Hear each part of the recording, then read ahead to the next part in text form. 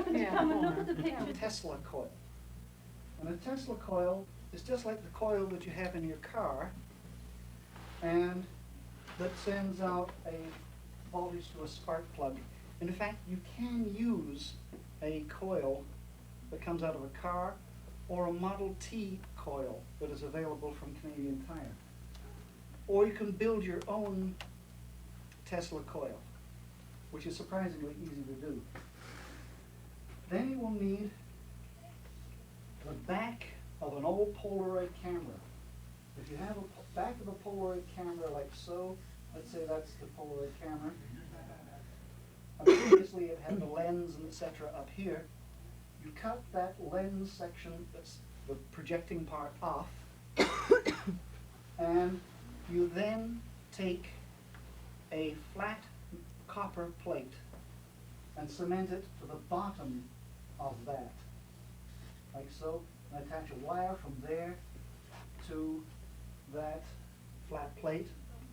Then go to Black's camera store and buy a camera bag, and then cut the camera bag and cement it onto the top of there, so you have then a light tight bag. Then you don't need the process of putting in chemicals and whatever. You can use straight Polaroid film with this way.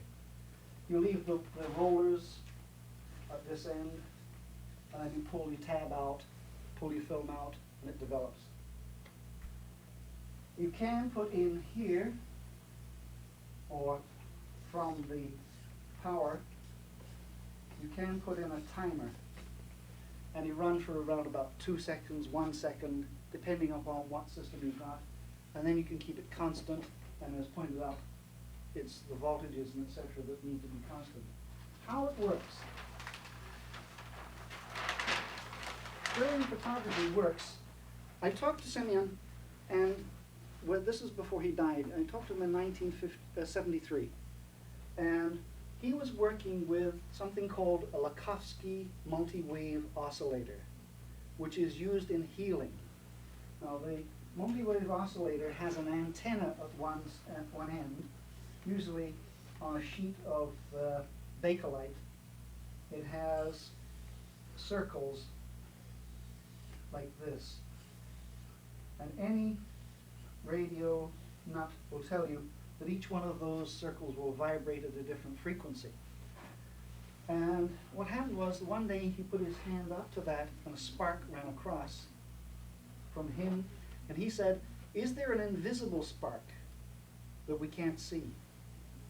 So what he did was then he put a sheet of film on there and photographed it without his hand on it at all. And yes, he did find some sparks.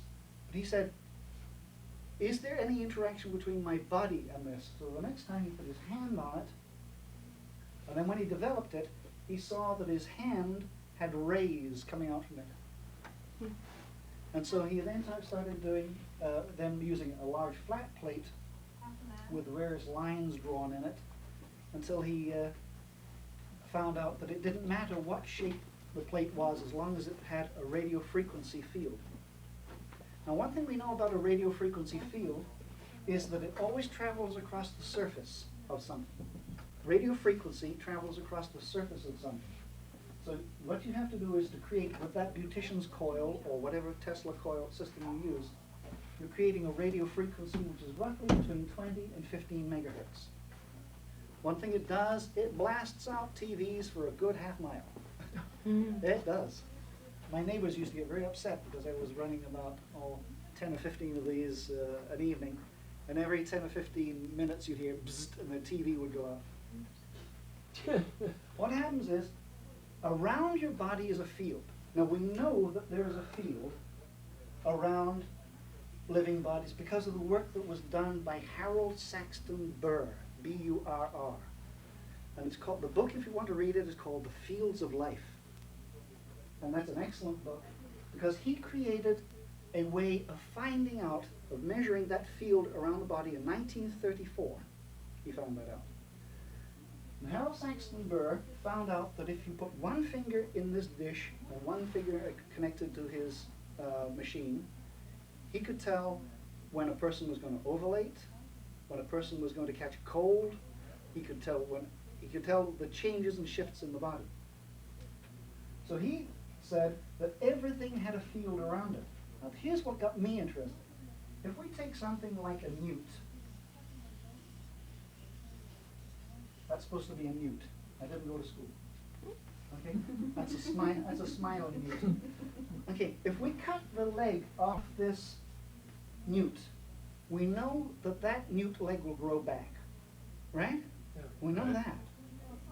What he found, Harold Saxton Burr, was that even though the newt's leg was cut off, he could still find the field around the phantom leg.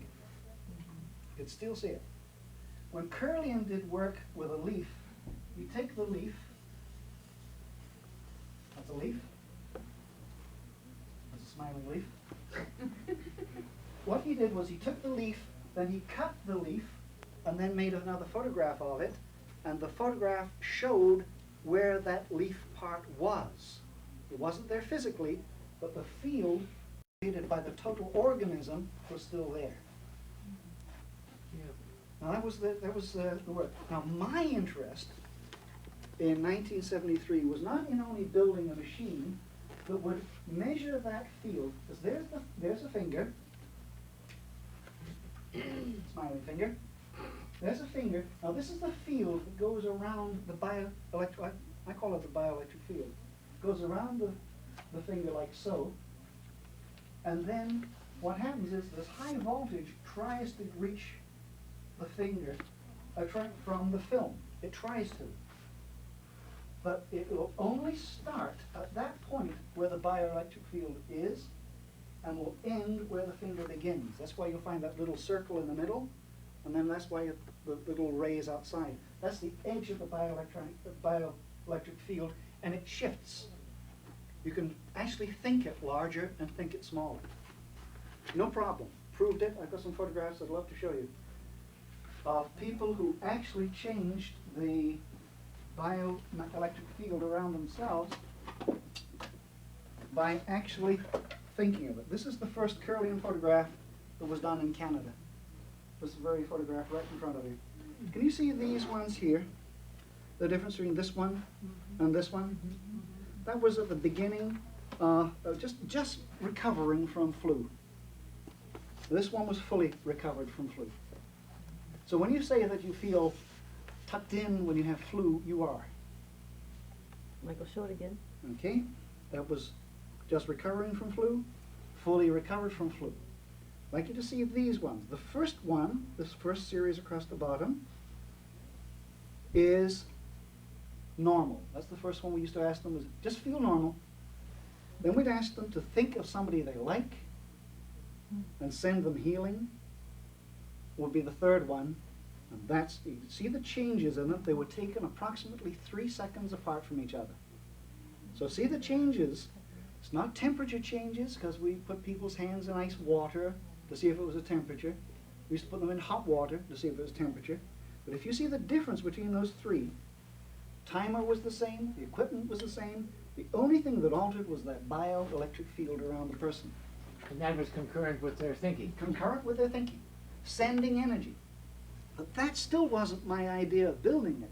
My idea was, and I'm extremely interested in dowsing, because I know that dowsing works. And I'll tell you how, a little local example for all of you people who are interested in dowsing. This house, this room, was very, very damp when we came here. It had 2 light bulbs. The walls were cracked and crumbling because of the moisture. And we had this entire room, everything redone. At the end of it, they said there's still water in the concrete underneath. So you're going to waste your money. It's all going to come back up in the house unless you can find that broken drainage perimeter pipe around the house. Now, you know what they were going to do? They were going to start on that end, and they were going to dig all the way around the house. I said, why not? The break's there. And the fellow said, we could start there and go around the house if you want, sir. After all, it's your money, sir. They dug down, hit the pipe. That was the only broken section. The fellow said, lucky. Now, isn't it funny how lucky you can be when you're dowsing? I've taught people to dowse right across Canada. In one experiment, I found out that 7 out of 10 people can dowse without any training at all. And the remaining 3, out of the 3, 2 of them I could teach. 1 of them will be totally reactant. About 1 out of 10 is totally reactant against it. And I think that's psychological, not physical. Now, I was interested in how the human body receives that, and how can the human body pick up gold instead of oil, telephone line instead of hydro line, broken water main instead of correct water main. How does the human body know? Well, I came to this, and I'll pass it on for show you how my thinking on this works. Is that everything has a resonance. Everything. An apple has a resonance, but it has its own resonance as opposed to all other apples. So with it vibrates, and it vibrates at its own frequency, and my belief was that this, what we have up here, vibrates at whatever frequency you choose it to vibrate. Because if you have something wrong with your liver, or something wrong with your chest, or something wrong with your neck, or whatever, it will notice on that film. The film will show it. A good palmist will tell you where you are by the shape of the lines on your hand, but realizing that the lines in your hand continually change. Some of them remain constant all your life, but many of them change. You can tell a person who's going to get a heart attack by the creases in their ear. And that's very valid. A lot of doctors are learning that now. But not a lot of doctors are learning that a palmist can look at a person's hand and say, you have this particular temperament. I honestly believe that that is also a reactant to that bioelectric field that's created on the body. May I add some comment here? Sure. Yes, now the research is in all the major hospitals worldwide do have what is called a department of cytology. Yeah. Which is exactly the, Oh, neat. Yeah. exactly palmistry Making- in the medical field, right? Beginning to see the creases in And, the ears, the, Oh, and the, and the hand, the newborns, especially Yeah. newborns. So, You can see it very clearly. It's a very important, now Oh. today it's a new branch of medicine. Yeah, I think it's vital. Right. I think it's vital, especially when you say to somebody, hey, if you to stop doing this, you'll get rid of the creases in your ear and you decrease the chances of a heart attack. Sure. But this bioelectric field, for some reason, is also, I believe, associated with aging and also associated with mental vitality. It's not that the field creates the situation, it's that we ourselves create the field. Now, my interest in Kirlian photography was to find out what would happen when a dowser was looking for one subject, changed his mind and began to look for something else. Would the field change? No, it did not change once. It remained the same every time. But as soon as he stopped looking for something, then the field would change. But if he was looking for something, the field increased tremendously. Now, has anybody seen the, oh darn, what's the name of it? It's the dowsing rod that looks like this, and it's got a long spring on it. Oh, yeah. Who's Parameter. Aurameter? Yeah, Aurameter. Cameron Aurameter. Yeah. That's right, Cameron Aurameter. Some people who are very good with this Cameron Aurameter see that a dowser's field will increase from anywhere up to 30 to 40 feet. Very large, beyond the capability of the Kirlian camera. That's what I found. And as I refined the Kirlian camera, the one that I originally built in '73, I began to get into higher and higher radio frequencies, and I found the higher the frequencies, the larger the field was that I could measure. But there was no equipment that I could buy in 1973 that would give me some of the gigahertz vibrations. Nothing was available. Now there is some stuff available up in the radar range and etc. Now, why I got interested was because of dowsing. I'm not going to argue with anybody about does dowsing work or doesn't it work. because it's, to me, there's no argument. It works. There's no argument. It works. I've seen it work anywhere, everywhere, under some of the weirdest, wildest conditions. But it works. And somebody says, well, it won't work if, and I say, no, that's not true. It's a belief. Your beliefs alter that field around you. Now, There has been research done where they put copper Yeah. bands on the head and on certain parts of the body, and this will negate the dowser. You can't dowse them. but the thing is that we did that with the Toronto Society for Psychical Research, Uh-huh. and we didn't notice any effect because we had to believe it would work. One thing we did do is that we were dowsing for graves in Toronto, and we were putting people on a stretcher, and they were holding rods like this, laying flat on their backs. We found it was here. When that part of the body crossed over, that's when the dowsing effect was noted. The adrenals. Hmm? Adrenal. Yeah, yeah, associated with adrenals. So, but that field around the body was that one thing that kept on amazing me, is how, if you look at some of the equipment that Rosemary's working with, I mean, this is far advanced in 15 years. It is really advanced. I know with pigeons, they've done the same with pigeons. Yep. If you put copper on their head, that's it. They can't find their way home. Yeah, but a pigeon doesn't have a belief system, which is, you know, Yeah, yeah, it's interesting. yeah, which is interesting. But do you know something is that you can also do this with a very small magnet on the side of a pigeon's head, a small one. You know, you know those flexible magnets. You cut off a little piece like that, stick it on the side of a pigeon's head, and it has a tendency to veer right. Yeah, well, it's the magnetite content in the pineal gland. Yeah, that that's does right. it. Yeah, Cat has it too. yeah. The cat has it. Yeah, but what humans? Why can, now here's something that used to get me, is that the African bushman would say that game would be there. He would be here, and he'd say, on Tuesday at 10 o'clock, there'll be a jambak there. And he would go in that direction, and of course this jambak is going all over here, feeding, it'll be there Tuesday. We produce a magazine monthly, every 3 months, called the Evergreens Journal of Future Trends and Directions. Our weather report is 85% accurate, which is way ahead of 50-50. 50-50. You're allowed to go off. I missed all this, so I trust you're gonna give me a video. Sure will. So, once again, we get back to that biomagnetic field. Can it be enhanced artificially? Well, that was the whole idea of Lakowski.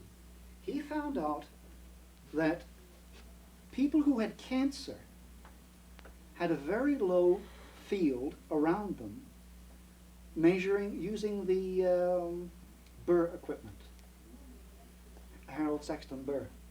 He found that they had a very low field around them. So he wanted to regenerate that field. And he, as I said, they used that Lakowski multi-wave oscillator. And he found that the field increased. Now, was it because of the Lakowski generator, or was it because of the belief that the system works? Because we do know that there is an incredible amount of curative effect by belief. Sure. I mean, we can think ourselves ill. We know that. Oh, true. We know that we can think ourselves ill. Can we think ourselves well? Sure. Absolutely. Sure. If you can have psychosomatic illness, you can have psychosomatic health. So, why not? Why not? So, my interest began to move away from Kirlian photography in 1975, 74, 75. I'm more and more into that field on bioelectronics and the bioelectric field. In 1981, a researcher in the United States wrote a paper on bioelectric fields, and he submitted it to Nature magazine, and they printed it. And he got roundly castigated by his fellow researchers, and so did Nature magazine, for running all of this stuff without bioelectronic fields. It's still not a recognized science or recognized discipline or even fully agreed with that such a thing does exist. Yet, as Galileo said, it still moves. It's still there. And we can perceive it. If you take somebody who is, this is a top view of a person, shoulders, head. If you take that person, and let's say that you have a quote normal person, that person will have a field that is roughly like that, rough as heck. But if you take somebody who is psychotic, you'll find that that field is very much further behind them and very much further in front of them. Do you know that it is very sociably acceptable for me to put my shoulder right tight to her shoulder, but it's not very acceptable for me to stand over her like that? Because that field that exists, it seems to alter with temperament, with illness, with state of being, I call it. Can it be increased positively? I honestly believe that thinking and your style of thinking will alter that field completely. Rosemary has all of these prints here, and if you'll notice that she used the same equipment, the same voltage, the same timing, everything remained the same. The only variable was the person who had the photograph taken. The only variable. So why aren't all of these pictures exactly the same? Because the individual is the variant. The equipment is not the variant, the individual is the variant. You can learn more from these, you'd be surprised. Somebody says, but that's just an electronic, electroluminescence photograph. Which actually, the chemistry is affected in the body Exactly. by electricity, so that you have certain things that become luminous when you have which is electroluminescent.